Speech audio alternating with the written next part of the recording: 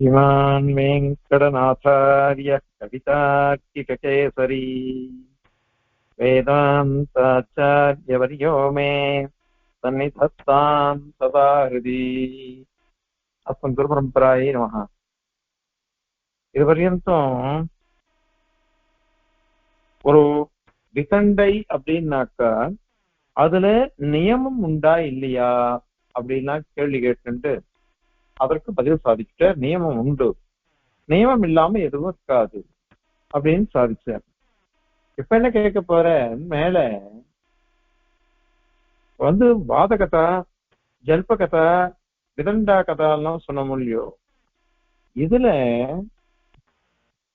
வாத கதையில வேணா ஜெயிக்கிறது தோல்வி அடைகிறதுன்றது கிடையாதுன்னு சொல்லிவிட்டோம். ஏன் அப்படின்னாக்கா கேவலம் இதுதான் அது நமக்கு ஞானம், தத்துவார்த்த ஞானம் வர்றதுதான் அது. ஆனா ஜல்ப கதையிலையோ விதண்டா கதையிலையோ தோஷங்கள்லாம் வருமா வராதா, அந்த தோஷங்களுக்கெல்லாம் என்ன பேர் அப்படின்றத பத்தி இப்ப சாதிக்க போற.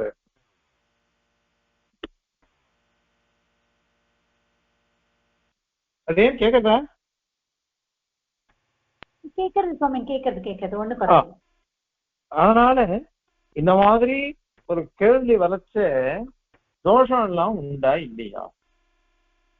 தோஷம் எப்படி அப்படின்னாக்கா ஒருத்தர் சொல்றதுல பரஸ்பரம் பேதம் வருது இல்லையா, அந்த பேதத்துல இது சரியா அது தப்பா இப்படிலாம் கேள்வி வரும். ஒருத்தர் வாதம் பண்ணச்ச அவ வாதம் பண்றாளே அது பிரதிவாதியோ அல்லது வாதியோ, இந்த ரெண்டு பேருக்குமே அவ பேசுற பேச்சுல சில தோஷங்கள்லாம் வந்துடும். அந்த தோஷங்கள்லாம் வந்துருச்சுன்னாக்கா அவ சொல்றது தப்பு, அதனால அவ தோத்து போயிட்டா அப்படின்னுட்டு யார் மத்தியஸ்தரோ அவர் சொல்லிவிடுத. ஏன் அப்படின்னா இதுக்கு முன்னாடியே நேத்தியா சொன்னோம், சமயபந்தம் அப்படின்னு பேர். சமயபந்தம்னாக்கா முதல்லயே பேசி வச்சுருவா, எதை எதை பேசலாம் எதை எதை பேசக்கூடாது அப்படின்னா முதல்லயே தீர்மானம் பண்ணிடுவா. அந்த மாதிரி தீர்மானம் பண்ணச்ச அதற்கேத்த மாதிரி இருக்கிற முடியும். அதனால அதுல என்னென்ன தோஷம் வரும், அந்த தோஷம் அதாவது என்னன்னாக்கா பேர் வைக்கிற ஆய்வான். நிகிரகஸ்தானம், ஜாதி, சலம் அப்படின்லாம் பேர் வைக்கிறான். இதை நையாயிகள்லாம் நிறைய சொல்லியிருக்கார். அதுல 21 நிகிரகஸ்தானம் இருக்கு அப்படின்னா அவன் சொல்லியிருக்காரு. இப்போ அதெல்லாம் பத்தி சொல்ல போற. சுவாமி தேசிகன் இதன் நியாய பரிசுத்திலையும் எடுத்து விசாரிச்சிருக்க. இங்கேயே அது சாதாரணமா காமிச்சு கொடுக்கிறாரு. இதெல்லாம் இந்த காலத்துல கிடையாது. யார் வாதப்போர் பண்றா? யாருமே வாதப்போன்றதே பண்றது கிடையாது. ஏதோ சபையில உட்கார்றோம், விஷயம் சொல்றோம், கேள்வி கேட்கிறா, அதுக்கு பதில் சொல்லுவா, முடிஞ்சு போயிடுறோம், அவ்வளவுதான். ஆனால் அந்த காலத்துல வாதப்போர் சுவாமி தேசிகன் பரமத பங்கம் வாதப்போர் பண்ணினதுதான் பரமத பங்கமாய் வந்தது அப்படின்னு நம்ம சம்பிரதாயத்துல சொல்றோம். அது மாதிரி எம்பெருமானார் பாஷ்யக்காரர் வாதப்போர் பண்றிருக்க, ஜெயிச்சுதான் அருவாள பெருமாள் எம்பெருமானார் ஜீரம் அப்படின்லாம் எழுந்துள்ளிருந்தாது. சுவாமி தேசிகன் கிட்ட தோத்து போனவாள்லாம் நிறைய பேர் சொல்றோம். அது இதெல்லாம் வாதங்கள்லாம் நிறைய நடந்திருக்குது அந்த காலத்துல. அது இப்ப அதெல்லாம் இல்லை. அந்த வாதங்கள்லாம் நடக்கச்சே இதெல்லாம் வரும். இதுல என்ன என்ன இருக்கு அப்படின்னாக்கா இந்த வாதகதை பண்ணச்சு, அதாவது ஜல்பமோ அல்லது விதண்டையோ, விதண்டா வாதமோ விதண்டா கதா அல்லது ஜல்ப கதா, இது ரெண்டுத்துலயுமே நிகர சித்தியமானமான தோஷங்கள்.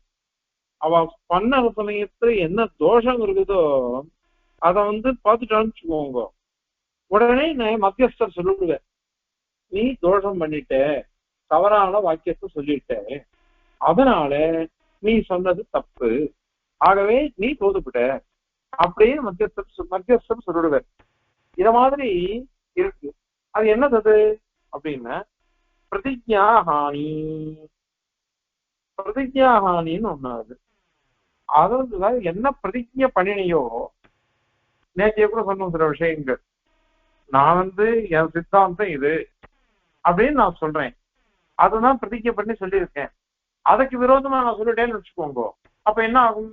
நான் எதை என்னுடைய தத்துவமா சொன்னேனோ அதுக்கு விரோதமா நான் சொல்லிடுவேன், என்னுடைய பிரதிஜையே ஹானி ஆயிடுச்சு, போயிடுச்சு. பிரதிஜையை நான் விட்டுட்டேன். பிரதிஜையை விட்டுட்டேன்னாக்க அப்ப என்ன ஆகும்? நான் சொத்து போயிட்டேன்னு அர்த்தம். அது தப்பு. அது அதனால அந்த ஒரு தோஷம் அது. அப்ப என்ன பண்ணணும்னாக்க, நான் வாதம் பண்ணிட்டு இருக்கேன். வாதம் பண்ற சமயத்துல அவாகிட்ட தோஷம் சொல்றதா நினைச்சுண்டு நான் என் பட்சத்திலேயே தொடர்ந்து சொல்லிட்டு வருது. அப்ப என் பட்சமே போயிடுவேன். அத மாதிரி சேம் சைக்கோல் போட்டக்கூடாது. அதனால இது ஒரு தோஷம். இது தோல்விக்கு மூல காரணமா இருக்கும். பிரதிஜாஹானின்னு இதுக்கு பேரு. அது இந்த மாதிரி பண்ணினாக்க நான் தான் வாதி. நான் பிரதிவாதியை பார்த்து நான் சொல்லச்ச அப்போ பொத்தியார தோக்கடிக்கிறதுக்கு எதோ சொல்லணுமோ அந்த இதுவே எங்கிட்ட இருந்ததுன்னு வச்சுக்கோங்களேன். தோஷம் இருந்ததுன்னாக்க அப்போ நிகிரகஸ்தானம்னு அது பேரு. நிகிரகஸ்தானம். நிகிரகம்னா என்ன அர்த்தம்? சிக்ஷிக்கிறதுன்னு அர்த்தம். அந்த சிக்ஷிக்கிறதுன்றது என் தோல்வி வரையும் வரும். என் தோல்வி வரையும் வரும் அது. அதனால அது பரிபவம். பரிபவம்னாக்க தோத்து போறது, அவமானப்பட்டு தோத்து போறது. அதனால பராஜயம் வந்துடும் அது. இதனால நிகிரகஸ்தானம் அப்படின்னு பேரு. இதுக்கு பரிபவனம் அப்படின்னு சொல்றாரு. அதனால அந்த தோஷம் வராம பாத்துக்கணும். அது என்ன, அது நிகிரகஸ்தானமா போயிடுது. அப்ப நிகிரகஸ்தானம் போச்சுன்னாக்க அதை எப்படி அங்கீகரிக்க முடியும்? மத்தியஸ்தர் என்ன பண்ணுவாருன்னா, நீ பண்ணது தப்புன்னு சொல்லுங்க. அந்த மாதிரி ஞானம், இந்த ஞானமானது எனக்கு வரலன்னு வச்சுக்கோங்க, அஞ்ஞானமே எனக்கு இருக்கு. நான் என்னுடைய சித்தாந்தத்தை வச்சுட்டு பாதம் பண்ண போறேன். அப்போ என் சித்தாந்தத்திலேயே எனக்கு ஞானம் இல்லை, அஞ்ஞானம் வருது. அப்ப என்ன அர்த்தம்? நான் சொன்னதுக்கே விரோதமா இருக்குது. நான் சொல்றதுலயே சந்தேகம் வந்துடுறது. எனக்கே சந்தேகம் வந்துடுறது. இன்னொன்னு, நான் ஒரு தோஷம் சொல்றேன். எந்த தோஷத்தை நான் சொல்றேனோ அத எதிராளி இந்த தோஷம் உன் பட்சத்துலதான் இருக்கு அப்படின்னு காமிச்சிட்டேன்னு வச்சுக்கோங்க, அதுக்கு பிரதிபந்தி அப்படின்னு சொல்றார். நம்ம எந்த தோஷத்தை சொல்றோமோ அந்த தோஷத்தை கொண்டே நம்மள அடிச்சுட்டோம்னாக்கா அதுக்கு பிரதிபந்தி அப்படின்னு பேரு. இதுவும் ஒரு நிகிரகஸ்தானம். அத மாதிரி சொல்லக்கூடாது, நிகிரகஸ்தானம் வரக்கூடாது. அந்த மாதிரி பார்க்கணும். இப்ப எனக்கு ஞானமே இல்லை. எனக்கு ஞானம் இல்லாம நான் என்ன பண்ணிடுவேன்? என்னுடைய தத்துவ ஞானமே இல்லாம நான் ஏதோ தவறா பேசினேன்னு வச்சுக்கோங்களேன். அப்ப என்ன ஆகும்? இது நான் ஏதோ சொன்னனோ அதுக்கே ஹானி வந்துடுறது. இப்படிப்பட்ட அதுதான் பிரதிஜா ஹானி முதலாளிகள் தான் பேரு. இது 21 விதமா பிரிச்சிருக்காளாம் நையாயிக்காள். கௌதமரே சூத்திரம் பண்ணச்சு அது சொல்றாரு. தேசியன் என்ன பண்ற, இந்த ஸ்லோகத்துல ஆப்தான்னு சொல்றா அப்படின்னு சொல்லிட்டாரு. அதனால கௌதமரையும் ஆப்தராகவே அங்கீகரிச்சிருக்காரு. ரொம்ப வேண்டியவர்னே வசந்திருக்காரு. அதனாலதான் இங்க ஏற்கனவே சொன்னோம், வைசேஷி காலத்தான் சர்வாத்தனா அங்கீகரிக்க கூடாதுன்னுட்டு சூத்திரகாரன் திருவுள்ளம். கௌதமரை அவரை கண்டனம் பண்ணல. நியாய தரிசனம் வைசேஷிக தரிசனம்னு 2 தரிசனங்கள், 2 சாஸ்திரங்கள். வைசேஷிக தரிசனம்ன்றது கணாது மகர்ஷி பண்ணினது. அதே கௌதமரோ நியாய சாஸ்திரத்தை பண்ண. ஒரு காலகட்டத்துல 2 ஒன்னா சேர்ந்து போயிடுச்சு. 2த்துக்கும் தனித்தனி சூத்திரம், தனித்தனி பாஷ்யம் அதெல்லாம் இருக்கு. ஆனால் கௌதமர் சொல்றத ஓரளவு ஏத்துக்கிறான். எங்க நமக்கு ஒத்துக்க முடியலையோ அங்க மாத்திரம் கண்டனம் பண்றோம். பரமாணு காரணவாதம், இந்த மாதிரி ஆணுமானிக்க ஈஸ்வரவாதம் அதெல்லாம் தான் நம்ம கண்டனம் பண்ணுவோம். அதனால அவர் நியாயஸ்தரம்னு அதுக்கு பேர். அந்த சாஸ்திரத்துல கௌதமரானவாள்லாம் சொல்லியிருக்கா. இதெல்லாம் என்னென்ன அப்படின்னாக்கா பிரதிஜா ஹானின்னு சொன்ன பாருங்க. நான் எதை பிரதிஜை பண்ணனோ அதுக்கே ஹானி வந்துடும் நான் பேசுற பேச்சு. அப்படி வந்துட்டுனாக்கா இதெல்லாம் அபசித்தாந்தங்கள் பேரு. தவறான சித்தாந்தங்கள், தவறான சித்தாந்தங்களை போய் நிகிரகஸ்தானம் அப்படின்னு சொல்றாரு. அதெல்லாம் என்ன பண்ணணும்னாக்கா, நான் எதை சொல்றேனோ அதுக்கு விரோதமா இருக்குது. நான் சொல்றதுக்கே விரோதமா இருக்கிறதுனால நான் தோல்வி அடைஞ்சிட்டேன்னு சொல்லிடுவாங்க. இதை நியாய சூத்திரத்துல ஸ்பஷ்டமா சொல்லி அவருடைய பாஷ்யத்திலையும் நிறைய சொல்லியிருக்காரு. ஒவ்வொன்றுக்கும் விவரணம் பண்ற காலம் தேசியம் நியாய பரிசுத்தியில அதை சாதிச்சிருக்காரு. அதனால இது சாமானியம் இல்லை இந்த சாஸ்திரங்கிறது. ஏன்னா இதெல்லாம் ஒரு காலகட்டத்துல இருந்திருக்குது, இன்னைக்கு அதெல்லாம் இல்லை. ஒரு இது இருக்கு ஸ்ரீபாஷ்யத்துல பிரம்மசூத்திரத்துல வரைச்ச 2ஆம் அத்தியாயம் முதல் பாதம். 2ஆம் அத்தியாயம் முதல் பாதத்துல சாங்கியனை கண்டனம் பண்ணிட்டு இருக்கார் சூத்திரக்காரர். சாங்கியனை எப்படி கண்டனம் பண்றாருன்னா, சாங்கியன் நம்ம பேர்ல தூஷணம் பண்றோம். நம்ம பேர்ல தூஷணம் பண்ணும் சமயத்துல சாங்கியனை சாங்கியனை பதில் கொடுக்குறாரு. சாங்கியனுக்கு ஸ்வபக்ஷதோஷாச்ச அப்படின்னு கொடுக்குறாரு. அவன் ஸ்வபக்ஷதோஷாச்சன் சூத்திரம் எப்படி பண்ணினாருங்க? ஏன்னா சாங்கியன் நம்ம பேர்ல சொல்றதுக்குதான் பதில் சொல்லிட்டு இருக்க. பரபக்ஷ நிராகரணம் 2வது பாதம் தான். 2வது அத்தியாயத்துல 2வது பாதத்துலதான் பிற மதத்தை நிராகரிக்கிறது.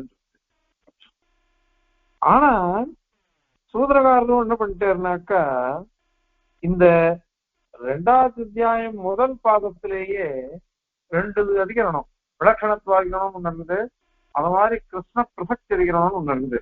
இந்த 2 அதிகரணத்திலையுமே ஸ்வபக்ஷதோஷாச்ச அப்படின்னு சொல்லிட்டார் சூத்திரக்காரர். உங்க பட்சத்திலையும் தோஷம் வருது அப்படின்னு சொல்லிட்டார். இதுக்கு சுரபரம் சுவாமி எழுதுற தத்துவ மார்த்தாண்டத்துல இது பிரதிபந்தி அல்லது ஜாத்தியுத்தரம் அப்படின்னு இதுக்கு பேரு. பின்னாடி வரப்போகுது, ஜாத்தின்லாம் வரப்போகுது. அதாவது பிரதிபந்தி, நீ எதை சொன்னையோ அந்த தோஷமானது உன் பட்சத்திலேயே வந்துருத்தே, நீ என்ன பிரதிஜை பண்ணினியோ அதுக்கே ஹானி இது அப்படின்னு காமிக்கிறார். அங்க அதான் அங்க சாதிக்கிற தத்துவ மார்த்தாண்டத்துல சுரபரம் சுவாமி. ஆகையினால இது அபசித்தாந்தமா போயிடுறது. இந்த அபசித்தாந்தங்கள் என்னன்னாக்க பெரிய விரோதம் அது. அதுக்கப்புறம் இந்த 21 விதமான நிகிரகஸ்தானங்கள்லாம் இருக்கு அப்படின்னு சொன்னோம்.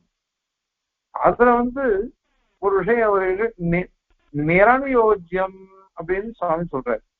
அச்சோத்திய அனுயோகம் அப்படின்னு அது என்ன அர்த்தம் அப்படின்னா, 2 விஷயம் நம்ம பேசுறோம்னு வச்சுக்கோங்க, கேள்வி கேட்கிறோம் இல்லையோ, கேள்வி கேட்கறது அல்லது தூஷிக்கிறதுன்றது எப்போ வரும் அப்படின்னு சொன்னாக்கா, எப்போ எப்போ சொல்லணுமோ அப்ப சொல்லணும், எப்ப சொல்லக்கூடாதோ அப்ப சொல்லக்கூடாது. சொல்லக்கூடாத சமயத்துல சொல்றது தூஷணம் சொல்றது, சொல்ல வேண்டிய சமயத்துல சொல்லாம இந்த மாதிரி பண்ணினாக்கா அது பெரிய தோஷம். அது இதுக்கு பேரு அசோத்திய அனுயோகம். சோத்தியம், சோத்தியம்னு சோதனம் பண்றது, கேள்வி கேட்கறது, தூஷிக்கிறது. அது அத பண்ணக்கூடாது, பண்ணக்கூடாது பண்றாப்பா. இத மாதிரி பண்ணினாக்கா அது பெரிய தோஷம். அத 2 விதமா பிரிச்சிருக்க சுவாமி. அவ பிரிச்சதுதான், அதுவும் சுவாமி தேசிகன் இங்க சாதிக்கிறார். அதாவது அசகணம் அசித்தம் அப்படின்னு 2 விதமா சொல்லிருக்க. அசகணம்னாக்கா அசாமர்த்தியம் அப்படின்னு அர்த்தம். அசித்தி புரியுறது நமக்கு, சித்திக்காதுன்னு அர்த்தம். அசாமர்த்தியம் நம்ம கேட்டுட்டே இருக்கோம், அவர் சொல்ற பாத பிரதிவாதம் இருக்குது. அந்த சமயத்துல அவர் சொல்லும் பொழுது அவரை மடக்கணும். எப்ப மடக்கணுமோ அப்ப மடக்கிறதுக்கு சாமர்த்தியம் இல்லை. எப்ப கேள்வி கேட்டு மடக்கணுமோ அப்ப சாமர்த்தியம் இல்லை. அத மாதிரி அதாவது தோஷம் இருக்குது அவன் பட்சத்துல. ஆனா அதை சொல்றதுக்கு சாமர்த்தியம் இல்லை. இது ரெண்டாவது அசித்தி அப்படின்னா என்ன அர்த்தம்னாக்கா, சாமர்த்தியம் இருக்குது, சாமர்த்தியம் இருக்கு, ஆனா அந்த தோஷத்தை சொல்ல தெரியல, சொல்ல மாட்டார். முதல்ல சொல்லவே தெரியல, சாமர்த்தியமே இல்லை, சொல்றதுக்கு சாமர்த்தியம் இல்லை. தெரியறது அவகிட்ட தோஷம் இருக்குன்னு தெரியறது, தோஷம் இருக்குன்னு தெரிஞ்சாலும் ஐயோ தோஷம் விட்டாலே கூட அப்படியே நீ சொன்னது தோஷம் அப்படின்னு சொல்லணும். அது சொல்ல சொல்ல தெரியாது, சாமர்த்தியம் இல்லை. தெரிஞ்சுட்டு இருந்தாலும் சொல்ல தெரியல, சொல்ல மாட்டேன். அது அசாமர்த்தியம் அப்படின்னு சொல்றது. அசகனம், அது தெரியல, சொல்லவே தெரியல, அது பெரிய தோஷம், அது நிகிரகஸ்தானம். அந்த மாதிரி அசித்தி, சாமர்த்தியம் இருக்கு ஆனால் சொல்ல மாட்டேன். சொல்ல மாட்டேன்னாக்கா இப்ப என்ன பண்றது? அது ரெண்டாவது.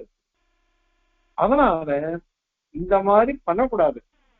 எப்போ நம்ம காத்துன்னு இருக்கணும்.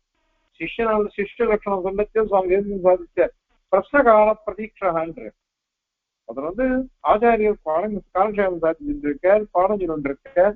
அந்த சமயத்துல எப்ப நம்ம கேள்வி கேட்டு சந்தேகத்தை நிவர்த்தி பண்ணிக்கலான்ட்டு காத்துன்னு இருக்கணும். பிரஸ்னகால பிரதீட்சை ஒரு சிஷ்யனையே ஆச்சாரியருக்கு இந்த மாதிரி கேட்கச்ச, ஒரு வாதி பிரதிவாதி வாதம் பண்ணும் பொழுது அப்போ கேள்வி கேட்கணுமா வேண்டாமா? தோஷத்தை நீ பண்ணது தோஷம் அப்படின்னு சொல்லணும். அது சொல்றதுக்கும் சாமர்த்தியம் இல்லை, சாமர்த்தியம் இருந்தாலும் சொல்லாம விட்டுறது, இது ரெண்டுமே தோஷமாச்சு. அதனால அது தப்பு, அத சொல்லிடுங்க. இது முதல்ல அசாமர்த்தியம்னு ஒண்ணு சொல்ல பாருங்க. அது அங்க பேரு நிரணியோச்சு அநியோக ரூபம் அப்படின்னு சொல்றாங்க. நிரணியோச்சு அநியோகம்னாக்க எதை கேட்கணுமோ அதை கேட்காம விட்டுடுவது, அல்லது கேட்க கூடாதுன்னு கேட்டு விடுவது, இந்த மாதிரி இருக்கிறது. அத மாதிரி பண்ணக்கூடாது. எது கேட்கணுமோ அதை கேட்கணும், எதை கேட்கக்கூடாதோ அதை கேட்கக்கூடாது. அதுக்கப்புறம் இன்னொன்னு ஒண்ணு சொல்றார், இந்த ஜாதின்னு ஒண்ணு சொல்றாரு. ஜாதி அப்படின்னு அதுவும் தோஷம்தான். ஜாதின்னு நம்ம இப்பெல்லாம் சொல்றோம், கோத்து ஜாதி அது மாதிரி இல்ல. இதெல்லாம் எப்படின்னாக்க அடுத்த ஸ்லோகத்துல அதெல்லாம் சொல்ல ஒருத்தர் சொல்லச்சு, அவள் சொல்ற யுக்தியை கொண்டே அவள் நடக்கிறது, அவள் சொல்ற யுக்தியை கொண்டே நடக்கிறது சொல்லுவோம். சொல்லிவந்தி ஜாதித்திரம் அப்படின்னா சொல்லுவோம். அந்த மாதிரி சொல்லுது. அந்த மாதிரி இருக்கக்கூடிய ஜாதின்னு ஒண்ணு இருக்கு. இது எப்படின்னாக்க இல்லாத விஷயம், சரியான சமாதானம் இல்லை. நம்ம ஆந்திராவுக்காக கோயிலாரம் மாமனார் அந்த மாதிரி சொல்லக்கூடாது. தவறான பதிவு சொன்னான்னு வச்சுக்கோங்க, அதையும் அடைக்கிடணும். இது முதல் அசாமர்த்தியம் சொல்ல பாருங்க, அது இது வரும். ரெண்டாவது அசித்தி அப்படின்றது 3 விதமா பிரிக்கிறார். 3 விதமா அசித்தி அப்படின்றது. அவன் என்ன சொன்னாலும் சாமர்த்தியம் இருந்தாலும் பதில் சொல்ல தெரியாது, பதில் சொல்ல மாட்டான், அதை எடுத்து காமிக்க மாட்டான். அதனால சாமர்த்தியம் இருந்து தப்பு சொல்றேன் உடனே டக்கு நம்ம முதலுக்கு சொல்லிடணும், அது சொல்ல மாட்டான்.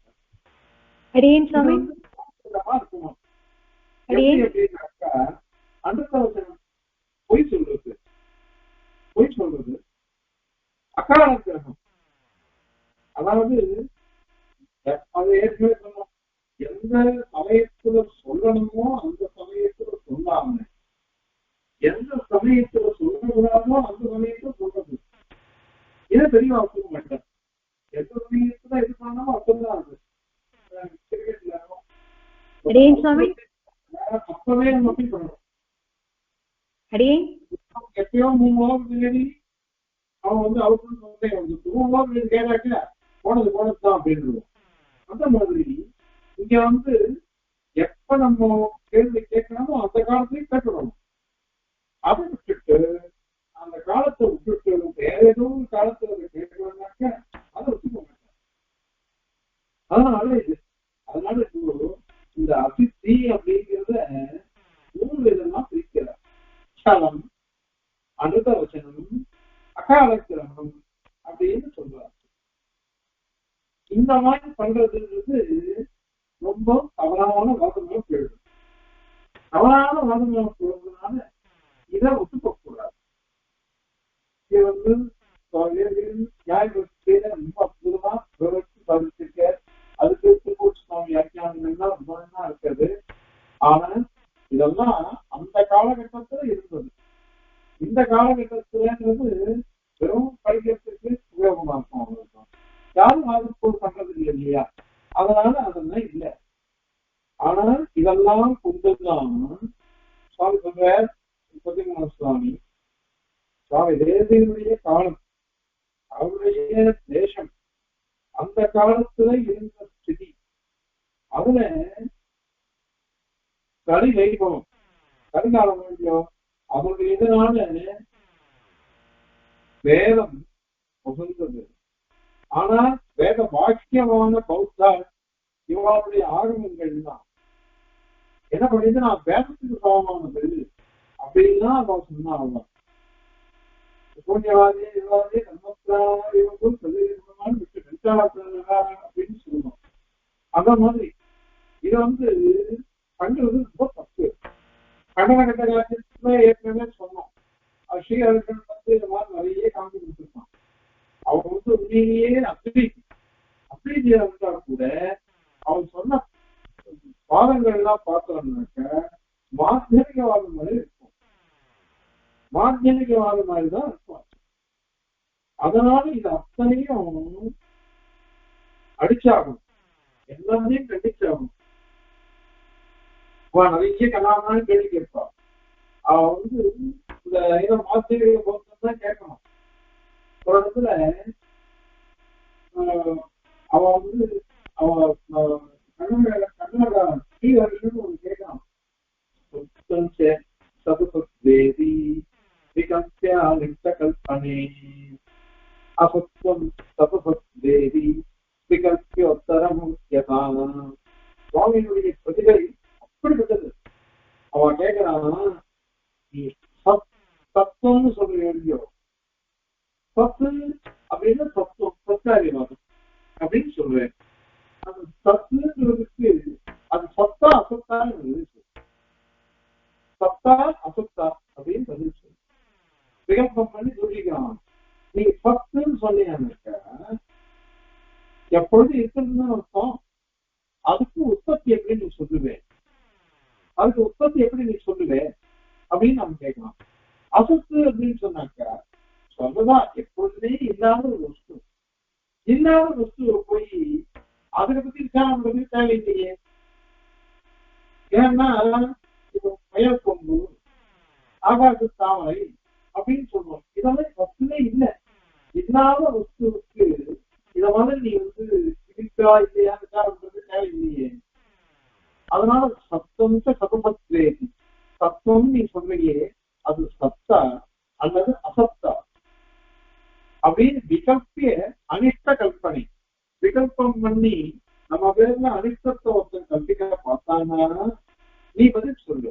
அசத்வம் சதுபத்வேதி விகல்பியோத்தரமும் அசத்வங்கள் நீ வந்து அசத்தம் சொல்ற, சர்வசூன்யவாதி எதுவுமே இல்லைன்னு நீ சொல்ற.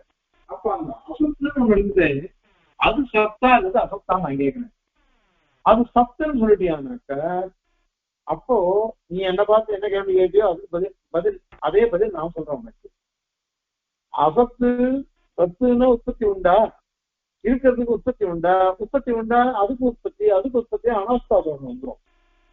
அதனால என்ன பார்த்து நீ சொன்ன, நான் திருப்பி கேட்கிறேன், அசத்து அப்படின்றது நீ சத்தா சொல்றியா? சத்தா சொன்னா விரோதம். அசத்து சத்தா ஆகாது. அல்லது அசத்துன்னு சொன்னியானாக்க அப்போ அது ஆத்மாஸ்திரிய தோஷம்னு சொல்லுவாங்க. ஏற்கனவே சொல்லிருக்கோம், தன்னைத்தானே ஆசிரிச்சுக்கிறதுன்னு சொல்லுவோம். இந்த மாதிரி எத்தனையோ தோஷங்கள். அதனால உனக்கு வந்து நீ அது அதற்கு நீ என்ன பதில் சொல்லுவே அப்படின்னு சுவாமி வந்து சர்வார்த்த சக்தியில கேட்டு அதெல்லாம் பதில் சொல்லிருக்க. எங்க இதுல ஜலத்திரவிய சரத்துல மாத்திரைக்கு கண்டனம் வரைச்சு அதெல்லாம் சாதிச்சிருக்க. இப்போ இத மாதிரி எவ்வளவு விஷயங்கள் எம்பெருமானார் ஆரம்பணாதிகரணத்துல அதை சாதிச்சிருக்க. அது எப்படி கேட்டாருன்னா நையாயிகன் கேட்கறதா. நையாயிகன் அசத்காரியவாதத்தை ஒத்துருக்கான். நம்ம சித்தாந்தமும் சத்காரியவாதம். அப்ப சத்காரியவாதம் சொன்னாக்கா அப்ப நையாயிகன் நம்மளை பார்த்து கேட்கலாம், சத்துன்னு சொன்னையே சத்காரியவாதம்னு. அப்போ காரியம் இப்ப புதுசா தானே உற்பத்தி ஆகிறது. காரியம்ன்றது புதுசா உற்பத்தி ஆகிறது. புதுசா உற்பத்தி ஆச்சுன்னாக்கா அந்த உற்பத்திக்கு உற்பத்தி உண்டா இல்லையா? அதாவது அவஸ்தா அவஸ்தான்னு நாம சொல்றோம், நிலை நிலைன்னு. அதுக்கு உற்பத்தி உண்டா? அப்ப அவஸ்தைக்கு உற்பத்தி உண்டுனாக்கா அந்த உற்பத்தி இன்னொரு உற்பத்தி உண்டா? அந்த உற்பத்தி இன்னொரு உற்பத்தி உண்டான்னு அனவஸ்தா தோஷம் வந்துடும். அது உற்பத்தி இல்லைன்னு சொல்லிட்டியானாக்கா அப்ப எப்பொழுதுமே இருக்கணும் காரக வியாபார வையத்தியம். நான் என்ன பண்றேன், மண்ணை அறுத்துறேன், ஜலத்தை கொட்டுறேன், சக்கரத்து மேல வைக்கிறேன், சுத்தறேன், இத மாதிரி எத்தனையோ காரியம் பண்றோம். அப்போ எப்பொழுதும் இருக்கு அப்படின்னு சொன்னேனாக்கா நம்ம வியாபாரம் பண்றோம், செயல்ல தானே, ஒரு செயலால் தானே உண்டாகிறது. அதுவே அடிபட்டு போயிடுவேன். அல்லது இத மாதிரி அசத்துன்னு சொல்லிட்டியானாக்கா அப்போ உற்பத்தி சொல்லணும். அசத்காரியவாதம் உற்பத்தே உற்பத்தினத்தே அனவஸ்தா பிரசங்க உற்பத்தே அனுப்பத்தோ அனுப்பத்தி அப்படின்னு சொல்லிட்டேனாக்கா காரக வியாபார வையத்தியம் வந்துருமே அப்படின்னு ஐயாயிரம் கேட்கிறோம். அதுக்கு எம்பெருமானா பதில் சொல்றாருங்க, இது பாரு இந்த மாதிரி நீ கேட்டியே கேட்க முடியாது எங்களை. ஏன் அப்படின்னா அவஸ்தைங்கிறது ஒரு தர்மம். அந்த தர்மன்றது ஒரு தர்மிக்கு பிரிக்க முடியாததா இருக்கும். அது பிரிக்க முடியாததா இருக்கு. நான் இருக்கேன், ஏன் உடம்புன்றது என்னை விட்டு பிரிக்க முடியாது. பிரிஞ்சு விட்டுருந்தேன் மரணம் வந்துருச்சுன்னு அர்த்தம். நான் பிறந்த அன்னைக்கு எப்படி இருந்தேன், குழந்தை. 2 வயசு 3 வயசுக்கு 4 வயசுனா பாலகன், 8 வயசு 10 வயசு குமரன். இப்ப அவஸ்தைகள் வாலிபன், அதுக்கப்புறம் இளைஞனானே, அப்புறம் வயசானவன் ஆயிட்டேன். இப்படி இருக்கேன். என் உடம்பு கொஞ்சம் எப்பொழுதும் என்னோட பிரியாம இருக்கு. ஆனால் என்னை பார்க்கச்சேன்னா அன்னைக்கு நாராயணன் குழந்தைன்னு சொன்னா, நாராயணன் பாலகன்னா, நாராயணன் குமரன் சொன்னா, நாராயணன் இளைஞன்னா, இன்னைக்கு நாராயணன் கிழவன் அப்படின்னு சொல்றான். இந்த நிலைகள்லாம் யாருக்கு? என்னோட சேர்ந்த உடம்புக்கு, என்னோட சேர்ந்த பிரிக்க முடியாத உடம்புக்கு தான் அது சொல்றது. அதனால நீ என்னை பார்த்து கேள்வியே கேட்க முடியாது. இது இஷ்டாபத்தி தான். அதனால ஆத்மஸ்வரூபத்தில் எந்த விரோதமும் இல்லை. அச்சேதனத்துக்கு விகாரங்கள் உண்டுதானே, அதனால அது இருக்குது. அதை நீ என்ன கேட்க முடியும்? ஆகவே எங்க சித்தாந்தத்துல தோஷமே இல்லை அப்படின்னுட்டு பாஷ்யக்காரர் அதை உணர்த்திச்சார். சுவாமி தேசியம் என்ன பண்ணாருனாக்கா அதே இடத்துல சமாதானம் சாதிக்கும் பொழுது பாஷ்யக்காரர் சாதிச்சத வேற மாதிரி அர்த்தம் பண்றாரு. இது சிலரு நேர பார்க்கிற விஷயத்தை அப்படியே எடுத்துக்கும். கண்டபடி கொள்பவருக்கு விரோதம் இல்லை அப்படின்ற, கண்டபடி கொள்பவர்களுக்கு எதை எப்படி பார்க்கிறோமோ அதை அப்படியே நம்ம எடுத்துட்டோம்னாக்கா அதுக்கு விரோதமே இல்லையே. அதை அப்படியே எடுத்துக்கிறோம். அப்படியே எடுத்துட்டோம்னா என்ன விரோதம் இருக்கு? அதனால இந்த நையாயிகன் கேட்கறதோ மாத்தியமிகன் கேட்கறதோ எதுவுமே வராது. ஏன்னா பிரமாணாரூடமா நம்ம பார்த்துட்டு இருக்கோம். அதனால பிரமாண சித்தமான விஷயத்துல இந்த கேள்விகள்லாம் வராது. இதனாலதான் பாருங்க, அவன் அசத்காரியவாதம் சொன்னான், நாம சத்காரியவாதம் சொல்றோம். இது எப்படி சொன்னேன்னா எங்களுக்கு தர்மிக்கிறாக பிரமாணம் ஸ்ருதி சொல்றது பிரமாணாரூடமா இருக்கிறதுனால அது அப்படியேதான் ஏற்றுக்கிறாங்க. லோகத்துல அப்படி இல்லையே அப்படின்னு சொன்னா லோகத்திலேயே அப்படி இல்லை, எல்லாம் அப்படிதான் இருக்குதான் ஒத்துட்டு இருக்கும். அவஸ்தைகள்லாம் ஒத்துண்டுதான் ஆகணும். அது மாதிரி அவன் உபாதான காரணம் வேற, நிமித்த காரணம் வேற அப்படின்னு அவன் சொன்னான். நாமும் அபின்ன நிமித்த உபாதான காரணவாதிகள். நாமும் ஒரே பிரம்மம் தான் நமக்கு என்ன இருக்குன்னு. அதுவும் எப்படின்னாக்கா சாஸ்திரிய விசேஷம், சாஸ்திர சம்மதமானது, சாஸ்திரியமான விஷயமா போயிடுது. அதில் நீங்க கேள்வி கேட்க முடியாதே. அதனால எப்படி சொன்னாலும் உங்க பட்சத்துல அடிப்படும். ஏன்னா நீங்க கல்பிக்க பார்க்குறீங்களோ.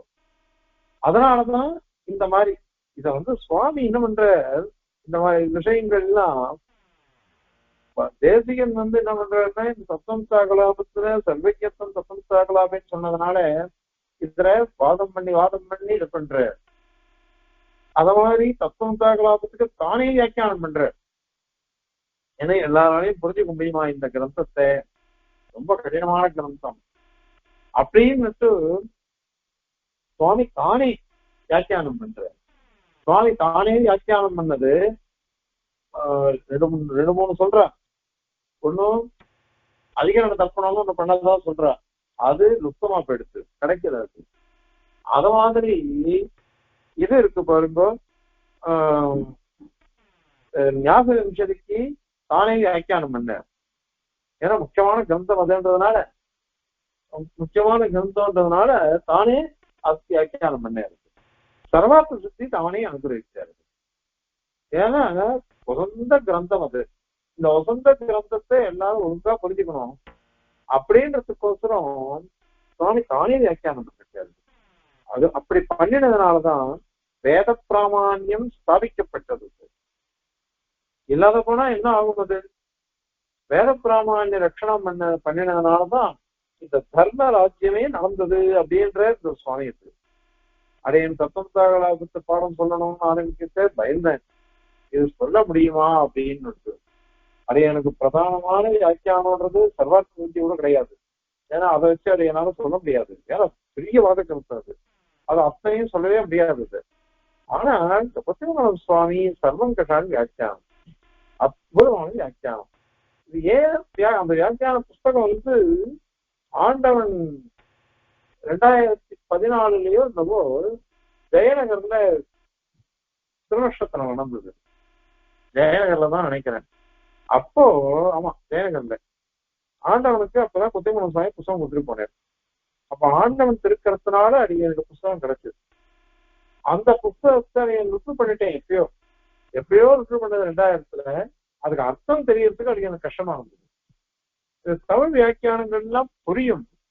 ஆனால் நாவல்பாக்கம் வரதாச்சார சுவாமி அடிக்கிறத சொல்லும் பொழுது இந்த மாதிரி கருத்தைகள்ல தமிழ்லாம் பார்க்காத, தமிழ்லாம் பார்க்க கூடாது, வேற என்ன பண்ணணும் அப்படின்னா சம்ஸ்கிருத வியாக்கியானம் பாரு, அப்பதான் சுலபமா புரியும் அப்படின்னு சாதிச்சிருந்தாரு.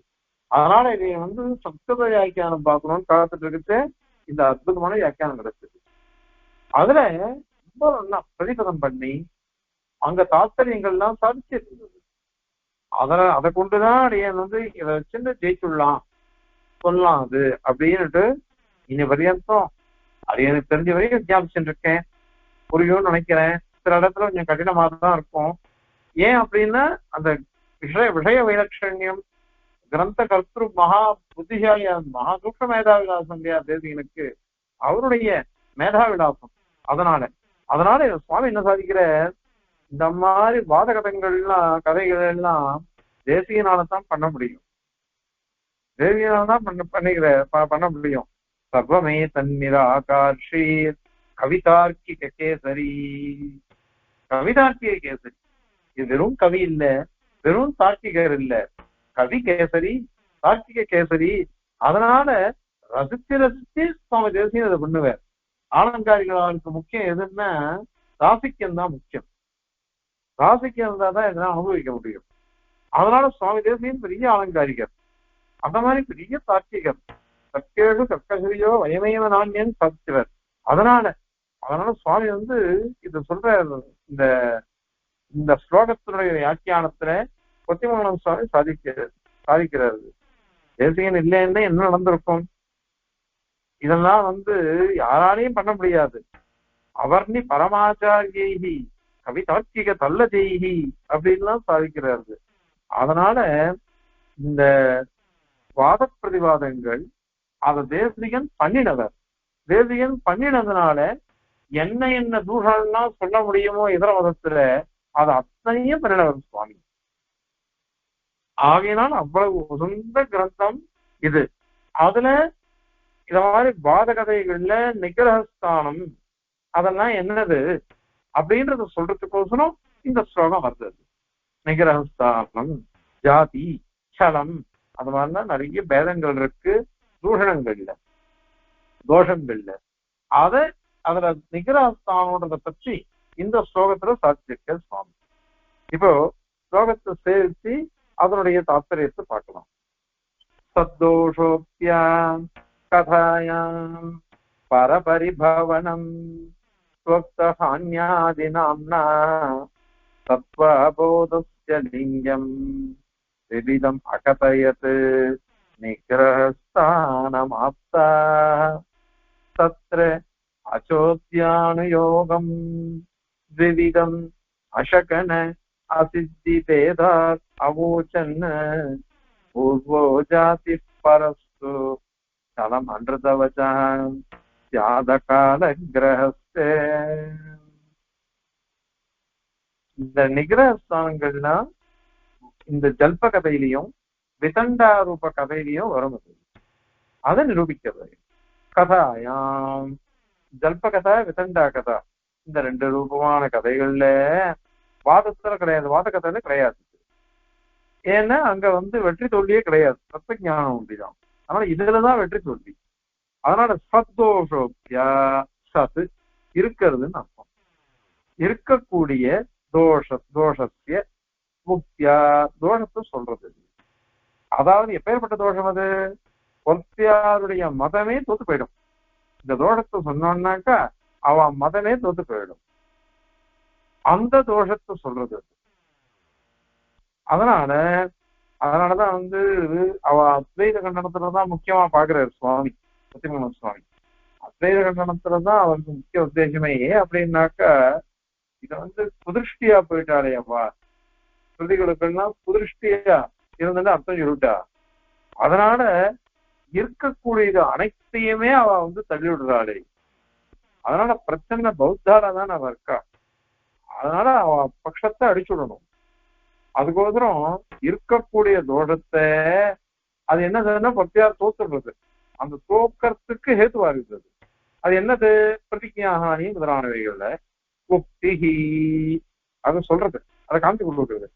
சொல்லிட்டே வாதம் பண்ணதே, ஐயோ நீ சொன்னதுக்கு விரோதமா நீ சொல்லிட்டியே, உன் பட்சத்துக்கு விரோதமோ அதையே நீ உன் பட்சமா திருப்பி சொல்ற அப்படின்னு சொல்றது. அதனால அது இன்னொன்னு, இது இருக்கிற தோஷத்தை காமிச்சது. இல்லாத தோஷத்தை சொன்னாக்கா, இல்லாத தோஷத்தை சொன்னாலும் அது பெரிய தப்பு. அது அதனால இதுவும் ஒரு நிகிரகஸ்தானம். இருக்கிற தோஷத்தை சொல்றதும் தப்பு, இல்லாத தோஷத்தை ஒருத்தன் சொன்னான்னு வச்சுக்கோங்க, அப்ப என்ன ஆகும்? தோஷமே இல்லை, அது தோஷம் நீ சொன்னாக்கா அது எப்படி ஒத்துக்க முடியும் அப்படின்னு சொல்லிட்டு மடக்கிறது. இது ரெண்டும் தப்பு. இது இந்த மாதிரி நிகரஸ்தானம் என்னதுன்னா பரிபவன பதம்.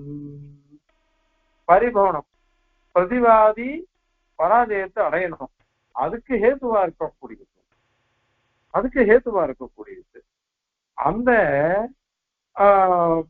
இது நிகரஸ்தான சதுரஜமான இது. அது அந்த பரிபவன பதம்னா நிகரஸ்தானம்னே சொல்லிடலாம். ஏன்னா தோக்கறதுக்கு ஹேதுவா இருக்கிறதுன்னு அர்த்தம். இது ஒண்ணு. அதுக்கப்புறம் தத்துவ அபோதஸ்ய லிங்கம். தத்துவம் அதனுடைய அபோதம், அஜ்ஞானம், அதனுடைய அடையாளம். என்ன அடையாளம்? நீ பேசுற பேச்சு உன் தத்துவமே உனக்கு தெரியலன்னு காமிச்சு கொடுக்கிறது. அது உக்த ஆன்யாதி நாம்னா அவனால சொல்லப்பட்டது. அவனால சொல்லப்பட்டதுக்கே ஹானி வந்துருச்சு. அந்த மாதிரி பேருனால இததான் பிரதிஜாஹானி அப்படின்றான். தான் பண்ணின பிரதிஜைக்கு ஹானியா போயிடுறது நீங்க வாதம். இது அந்த மாதிரி இருக்கக்கூடிய நிகிரகஸ்தானம்ன்றது விவிதம் பல, அதாவது 21 விதமா அங்க சாதிச்சிருக்கிறான். அல்லது அதை காட்ட மேல கூட சொல்லிட்டே போலாம். நம்ம புத்தி தானே எவன் சொன்னாலும் நம்மளுடைய ஞானத்துக்கு மூலமா சொல்லணும். அதனால அப்படி இருக்குது அப்படின்னு சொல்லிட்டு ஆப்தாக கௌதமர் முதலானவாழ்லாம் அகதயன் நியாயஸ்வரங்கிற கிரந்தத்துல அந்த சாஸ்திரத்தை சொல்லியிருக்கா. இதான் சுவாரஸ்யம். இதுக்கு முன்னாடி நையாயிகால கண்டனம் பண்றையே நியாயமா அப்படின்னு கேள்வி கேட்டு, அது என்ன வித்யாஸ்தானத்துல அது ஒண்ணாச்சு, 14 வித்யாஸ்தானத்துல அது ஒண்ணாச்சு நியாயஸ்தரம்ன்றது, அதுல போய் நீ தோடம் சொன்னா நியாயமா அப்படின்னு கேள்வி கேட்டு சுவாமி அதுக்கு என்ன பதில் சொன்ன, நியாயஸ்தரம்ன்றது அந்த இடத்துல கௌதமர் சொன்னதான்னு நீ அர்த்தம் பண்ணிக்காத. வேற என்னது அப்படின்னாக்க அது நியாய தத்துவம்னு நாதமணிகள் அனுபவிச்சார் இல்லையா, அததான் எடுத்துக்கணும், அதுதான் பிராமணிகமானது அப்படின்னு சாதிச்சுட்டார். என்ன திருவுள்ளம்னாக்கா இங்கேயோ நியாயஸ்தரத்தை ஒத்துன்னு இருக்கு அப்படின்னா எந்த இடத்துல எது இருக்குதோ அதை எடுத்துக்கலாம், தோஷம் இல்லை. எம்பெருமானார் உபனிஷத்துக்கு பாஷ்யமே பண்ணல, உபனிஷத்துக்கு எம்பெருமானார் பண்ணவே இல்லை. வேதார்த்தம் சாதிச்ச அங்கங்க சூத்திர பாஷ்யங்கள்ல உபனிஷத் வாக்கியங்களுக்கு அர்த்தம் சாதிச்சே தவிர்த்து ஒவ்வொரு உபனிஷத்துக்கும் சங்கராச்சாரம் பண்ண மாதிரி வியாக்கியானம் பண்ணல, பாஷ்யமே எழுதல, அனுகிரகிக்கல எம்பெருமானார். ஏன் அப்படின்னாக்க எந்த இடத்துல அத்வைதிகளுக்கும் நமக்கும் விரோதம் இருக்குதோ அங்க சொன்னா போதும், மீதி எல்லாம் அப்படியே எடுத்துக்கலாம், அதனால தப்பு கிடையாது அப்படின்னுட்டு. ஏன்னா அவ ஞானம் சுயம் பிரகாசம் சொன்னா, அவ பாஷகாரர் சொல்ற அது எங்களுக்கும் சம்மதம் தான், ஞானம் சுயம் பிரகாசம் தான் ஒத்துக்கிறோம். ஆனால் நீ ஞானமே ஆத்மான்னு சொன்னப்பார், அததான் கண்டனம் பண்றோம் அப்படின்றது. எந்த இடத்துல கண்டிக்கணுமோ அங்க கண்டிக்கிறது, எந்த இடத்துல ஏத்துக்கிறதோ அந்த ஏத்துன்னு போயிடணும். இதான் பிராமணிகாருடைய வழிமுறை, அந்த இதுல பண்றது. அதனால நீ சொல்றது இத மாதிரி விபரீத மாதிரி இருக்கு. ஆப்தரான கௌதமர்லாம் சொல்றீங்க அப்படின்னா இந்த நிகரஸ்தானம்லாம் நமக்கு முக்கியம்தான். ஏன்னா வாத பிரதிவாதங்கள் பண்ணச்ச இதெல்லாம் சொல்லிதான் ஆகணும். அதனால கௌதம ஆதிஹத்தினால அந்த நியாய விஸ்தரத்துக்கு பாஷ்யம், கௌதமர் பண்ண சூத்திரத்துக்கு பாஷ்யம், அதுக்கு வார்த்திகம், இந்த மாதிரி கிரந்தங்கள் எல்லாம் சொல்லிருக்கா, அதை ஏத்துக்க வேண்டியதுதான். இதெல்லாம் நியாய பிரசித்தியில சுவாமியும் சாதிச்சிருக்காரு. அதுலயே அந்த 21 நிகர ஸ்தானம் சொல்றவன் அதுல அச்சோத்தியம் அனுயோகம், சோத்தியம் அச்சோத்தியம் கேட்க கூடாது. எப்ப கேட்கணுமோ அப்ப கேட்கணும், எப்ப கேட்க கூடாதோ அப்ப கேட்க கூடாது.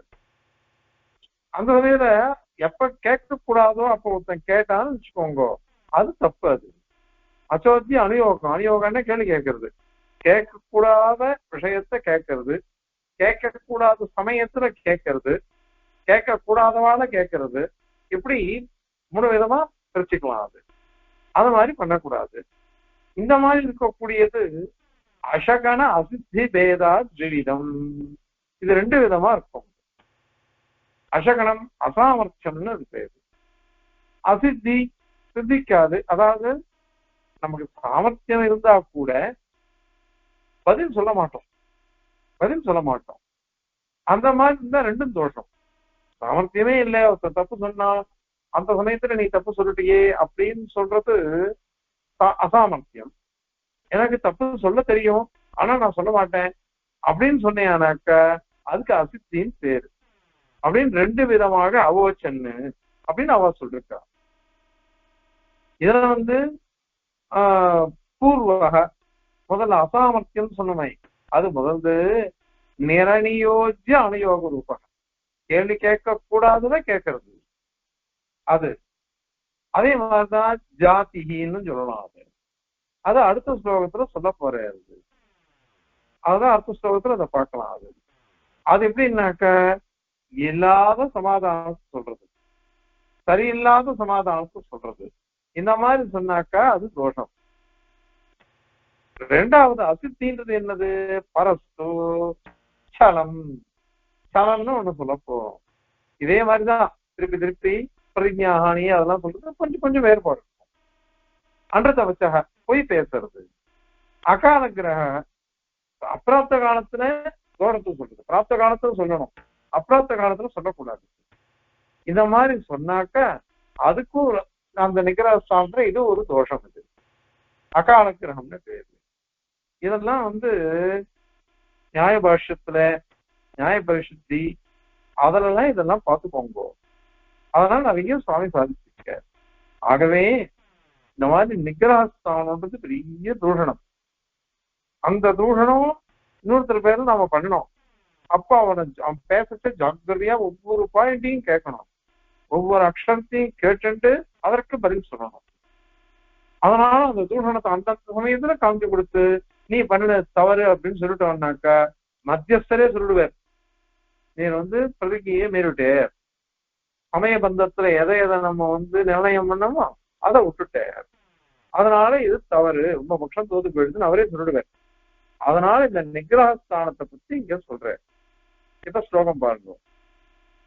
சத்தோஷோத்யா கதாயாம் பரபரிபவனம் சுக்தஹான்யாதிநாம்னா சத்வாபோதஸ்ய லிங்கம் விவிதம் அகதயத்